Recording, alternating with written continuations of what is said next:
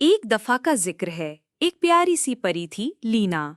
وہ پرستان میں رہتی تھی جہاں پھول چمکتے تھے، روشنیاں اڑتی تھیں اور ہر طرف جادو بکھرا ہوتا تھا۔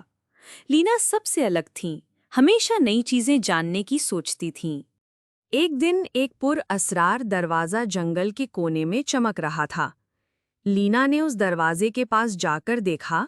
اس کے آس پاس سنہری روشنی گھوم رہی تھی اور بنا سوچے اس نے ایک قدم آگے بڑھایا۔ لینا اچانک انسانوں کی دنیا میں آ گئی۔ شہر کے ایک پارک میں رات کے اندھیرے میں وہ اکیلی بیٹھی تھی۔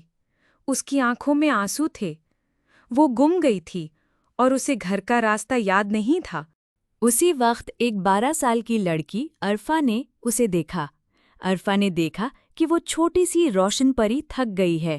اس نے پیار سے اس کا ہاتھ پکڑا اور کہا، میں ہوں نا، چلو میرے ساتھ۔ عرفہ لینا کو اپنے گھر لے آئی۔ وہ دونوں مل کر کہانیاں سنتی، ہنستی اور ایک دوسرے کے ساتھ وقت گزارتی۔ جیسے جیسے دن گزرے، لینا کی چمک واپس آنے لگی۔ ایک رات جیسے ہی چاند پورا چمکا، لینا کا پورا جسم پھر سے روشن ہو گیا۔ اس کے پر چمکنے لگے اور ایک نیا دروازہ جادو کا کھل گیا۔ عرفہ نے خوش ہو کر اسے دیکھا، لیکن اس کے دل میں ہلکا سا دکھ بھی تھا۔ رات کے آخری پہر میں لینا نے عرفہ کے تکیے کے پاس ایک چھوٹی سی چمکدار بوتل رکھ دی۔ وہ جا رہی تھی، لیکن اس کی یاد، اس کا جادو عرفہ کے ساتھ چھوڑ گئی تھی۔ اگلے دن عرفہ کی آنکھ کھلی۔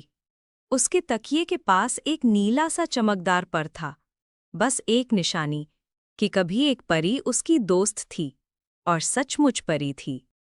چھوٹی سی مہربانی بھی کسی کی دنیا روشن کر سکتی ہے۔ سچی دوستی بنا جادو کے بھی جادو کر دیتی ہے۔